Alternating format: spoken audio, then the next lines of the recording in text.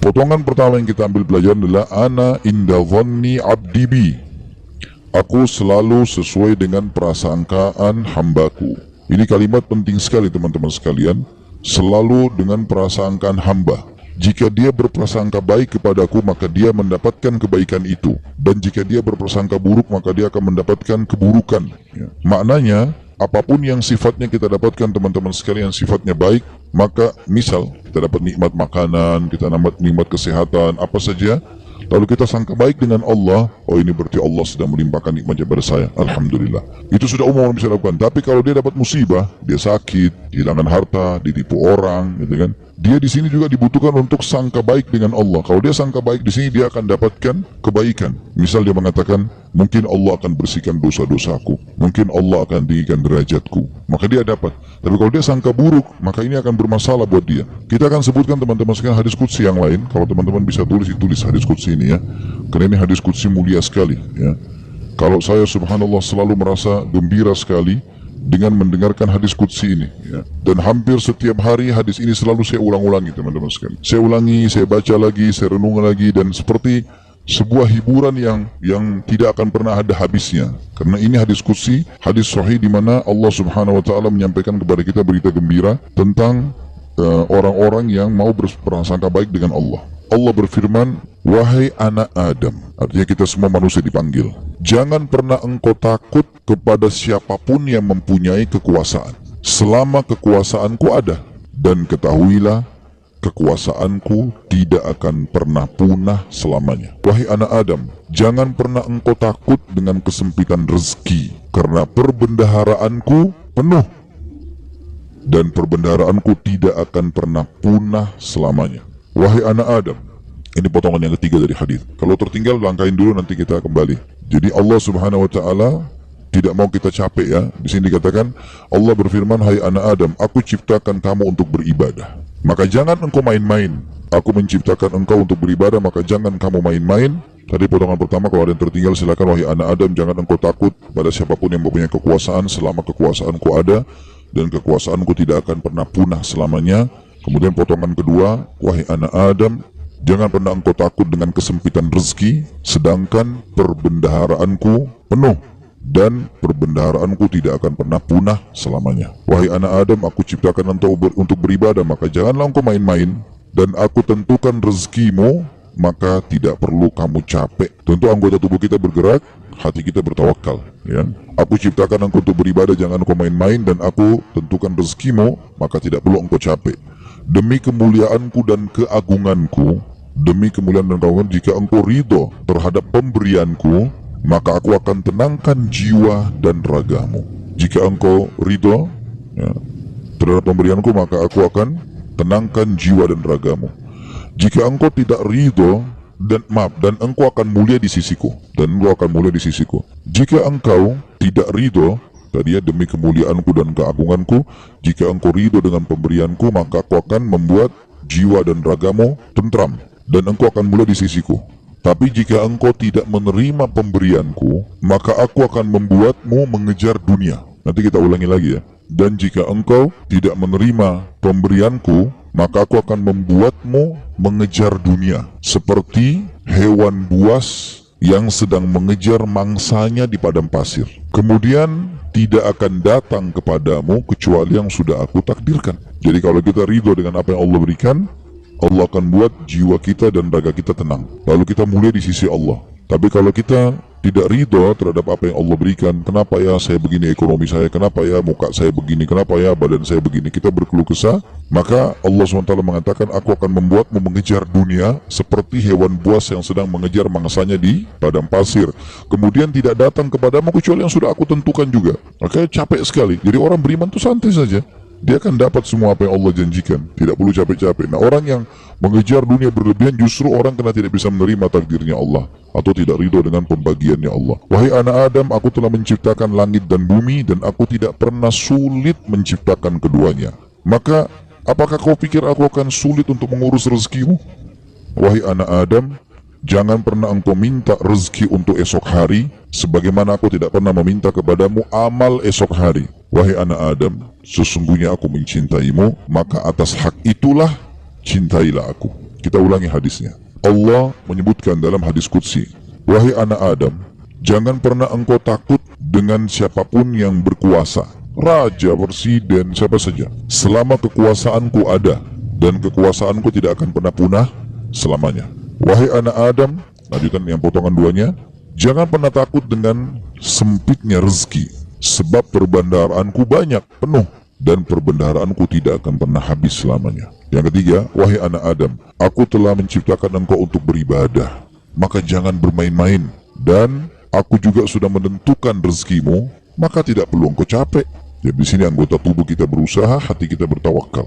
"Demi kemuliaanku dan keagunganku, jika engkau ridho terhadap pemberianku," ridho dengan paras wajahnya, tubuhnya, pasangan hidupnya, anaknya, "maka aku akan tenangkan jiwa dan ragamu, dan engkau akan mulia di sisiku. Dan jika engkau tidak ridho terhadap pemberianku, maka demi kemuliaanku dan keagunganku, aku akan bebankan kepadamu dunia, atau akan membuatmu mengejar dunia, sehingga engkau berlari-lari mengejarnya seperti hewan buas yang sedang mengejar mangsanya di padang pasir. Kemudian tidak datang kepadamu kecuali yang sudah aku tentukan. Wahai anak Adam, aku telah ciptakan langit dan bumi, dan aku tidak pernah merasa susah dalam mengurus dan menciptakannya. Maka apakah kamu pikir aku akan capek dengan mengurus rezekimu? Wahai anak Adam, jangan pernah engkau minta rezeki esok hari, sebagaimana aku tidak pernah minta kepadamu amal esok hari." Kita tidak perlu sholat untuk besok, untuk lusa, untuk minggu depan, cadangan, tidak perlu. Sholat hari ini. Kita puasa hari ini. Ramadan tahun ini. Itu pun hari yang ada kita hidup, kita puasa. Kalau enggak ada. Gitu kan? Hari ini semuanya. Maka jangan kau minta rezeki besok kepadaku, sebagaimana aku tidak minta kepadamu amal besok. Gitu kan? Lalu kata Allah Subhanahu Wa Taala, penutupan hadisnya, ya, sebagaimana sudah kita sebutkan tadi ya, wahai anak Adam, aku sangat mencintaimu, maka atas hak itulah cintailah aku. Dan mana cinta artinya? Mengabdi dan berkorban. Ya, ikutilah perintahku. Apa yang aku perintahkan, apa yang aku larang, aku perintahkan kerjakan, larang tinggalkan. Ini subhanallah hadis teman-teman sekalian. Setiap kali saya baca, saya pribadi yang merasa ketenangan jiwa. Udah Allah sudah tentuin semua. Dan ini sesuai dengan yang pernah saya sampaikan teman-teman sekalian. Hadis yang perkataan Hasan Basri rahimahullah yang mengatakan, "Aku selalu tenang dan senang dalam kehidupan dunia karena dua hal. Aku selalu senang dan tenang karena aku tahu ajalku sudah ditentukan oleh Tuhanku." Udah, Allah sudah tahu kapan aku mati. Udah nggak usah aku pikirin kapan mati itu. Beramal saja. Aku selalu senang dan tenang dengan itu. Aku sudah tahu ajalku sudah ditentukan oleh Tuhanku, maka aku tidak perlu memikirkannya. Dan aku selalu senang dan tenang karena rezekiku sudah ditentukan oleh Tuhanku, maka aku tidak pernah berpikir untuk diambil oleh orang lain. Jadi kalau teman-teman misal lagi masuk dalam satu proyek berdua sama temannya, atau berapa orang sedang bersaing, lalu kemudian dia gagal, teman-temannya dapat misalnya. Jawaban sederhana, belum rezeki, selesai. Karena biar kita berusaha setengah mati nggak bakal dapat itu. Sudah Allah tentuin. Seperti itulah. Dan tadi sudah kita jelaskan di diskusi tadi, kalau kita ridho dengan pemberian Allah, Allah buat jiwa kita dan raga kita tenang. Subhanallah, orang kalau misalnya mau makan udah habis, oh ya sudah, belum rezeki saya, tenang jiwanya. Kenapa habis, kenapa dimakan, kenapa begini, sakit hati, perutnya juga lapar ya. Jadi ini kaidah hidup yang luar biasa yang mestinya kita fahami ya. Di sini makna juga, ana inda dhanni abdi bi, saya selalu dengan prasangkaan hambaku. Seberat apapun teman-teman yang sedang kita alami, terimalah berita gembira selama kita beriman, kalau itu pasti kebaikan buat kita. Sampai ada sebuah hadis qudsi yang lain, ya, kata Nabi SAW, Allah berfirman kepada para malaikat, batasilah rezekinya hambaku yang ini, karena kalau kau bukakan dia akan kufur. Dan luaskan rezekinya hambaku yang ini, karena kalau kau bukakan dia tambah bersyukur. Jawabannya sederhana, berarti kalau kita mau teman-teman sekalian rezeki kita terbuka segala macam, royal di jalan Allah, jangan perhitungan. Allah SWT akan buka, karena Allah tahu ini orang kalau dibukain tidak masalah. Qarun kan begitu dulu. Qarun itu yang diceritakan di dalam Al-Quran tentang kaumnya Nabi Musa yang kaya raya, sampai di Indonesia pun bahasanya harta karun ya. Itu kan namanya Qarun, ditimbun sama Allah dengan harta-hartanya. Walaupun ahli sejarah berselisih pendapat di mana tempatnya. Ada yang mengatakan di laut di Turki, ada yang mengatakan di Jordan, negeri Syam, dan sebagainya. Ala kulli hal, dia ditenggelamkan oleh Allah SWT sampai semua harta tertimbun dikatakan harta karun ya. Qarun itu dulu orang soleh, luar biasa ibadahnya sama Allah, sampai terkenal di pengikut Nabi Musa yang paling alim termasuk adalah Qarun. Miskin, rumahnya susah, bajunya kotor, makan tiap hari tinggal tunggu orang kasih. Sering Nabi Musa lewat, kirim salam sama dia, tanya kabarnya, titipin makanan. Salah satu dia bilang, hai Nabi Allah, mintalah kepada Allah agar aku diberikan kekayaan. Susah hidup begini. Nabi Musa AS berdoa, baiklah, ya Allah bukakanlah rezekinya Qarun. Allah terima. Qarun bertahap diajarkan oleh Allah Subhanahu wa taala.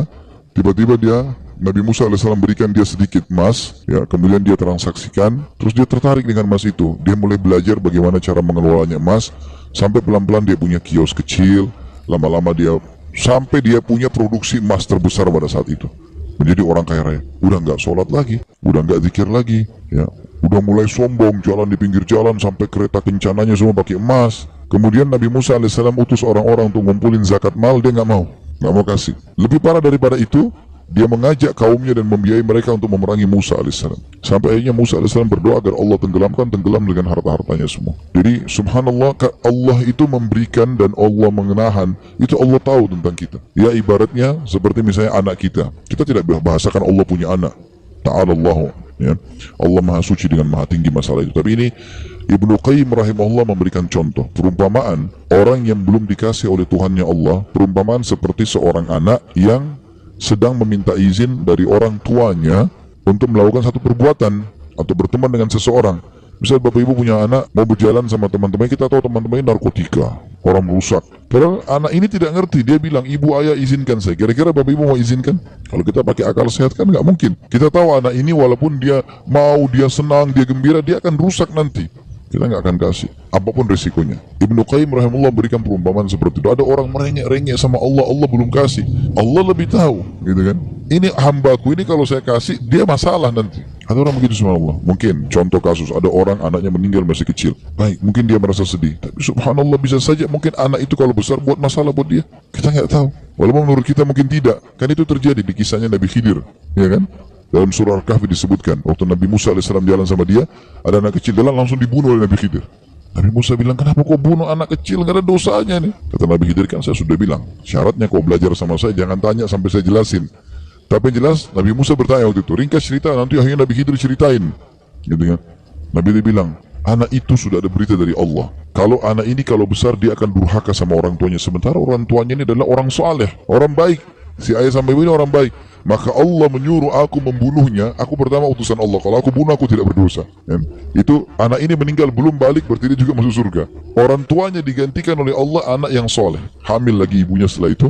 Kemudian melahirkan anak yang soleh. Kita tidak tahu rahasia Allah. Maka berprasangka dengan Allah baik ini penting. Apapun sifatnya teman-teman. Apapun sifatnya. Saya ketemu dengan seorang pengusaha di Surabaya habis tabligh akbar itu hari. Datang kepada saya, Ustaz, di antara teman-teman saya orang yang bisa dikatakan di antara mereka kelasnya yang paling alimnya saya. Artinya di antara ibadah segala macam, teman saya masih ada yang lalai sholat. Saya alhamdulillah azan ke masjid, urus ibadah lah gitu kan. Masuk ke satu proyek, semua dapat kecuali saya, Ustaz. Bagaimana memahami? Hati saya masih pegel nih gitu. Saya jawab, itu belum rezeki antum. Dan bisa bahaya, mungkin saya kalau antum masuk malah jadi masalah. Bersangka baik sama Allah. Sudah, orang mukmin itu seperti kalau jalan ke satu tempat, antum lagi jalan ke dalam gang, ketemu sebuah jalan yang buntu. Apa yang harus dilakukan? Nggak usah mikirin kenapa ini buntu. Belok kiri atau kanan, cari jalan keluar. Itu solusinya. Kan gitu. Kalau mentok selesai, langsung cari jalan keluar. Gitu ya. Sampai dalam masalah ibadah, kita bangun telat nih subuh. Udah nggak usah pikirin kenapa saya telat dulu. Uduk dulu, sholat dulu. Baru nanti hilangkan sebab-sebabnya. Besok jangan terulang gitu kan. Kalau enggak akan terbuang waktu. Akan hilang kesempatan-kesempatan. Dalam kaidah agama dikatakan, apa yang tidak bisa dijangkau semuanya, jangan hilang sebagiannya. Kalau kita nggak sempat sholat sunnahnya, minimal wajibnya jangan sampai kehilangan. Kita masuk ke masjid, banyak orang begitu. Kadang-kadang dia masuk masjid, sholat duhur misalnya, kayak kita sebentar mau duhur ya. Dia sholat misalnya, dia masuk masjid, dia lihat imam ini sudah bangun dari ruku, sami Allahu liman hamidah. Nunggu kenapa dia mau tahu ini rakaat terakhir atau bukan? Kalau rakaat terakhir sudah ditunggu aja sampai salam, baru dia sholat sendiri. Keliru ini akhi. Tetap lebih utama sholat pertama. Kata para ulama, walaupun tahiyat terakhir di jamaah pertama lebih afdal daripada jamaah kedua walaupun dia di saf pertama. Walaupun itu sudah terakhir. Takbir duduk tahiyat sama mereka. Berapa banyak orang yang tidak paham masalahnya. Yang tidak bisa didapat semuanya, jangan kehilangan sebagiannya. Itu kaidah. Harusnya begitu. Apa saja teman-teman sekalian. Subhanallah, saya pernah punya teman orang Senegal dari Afrika dulu waktu masih di Madinah.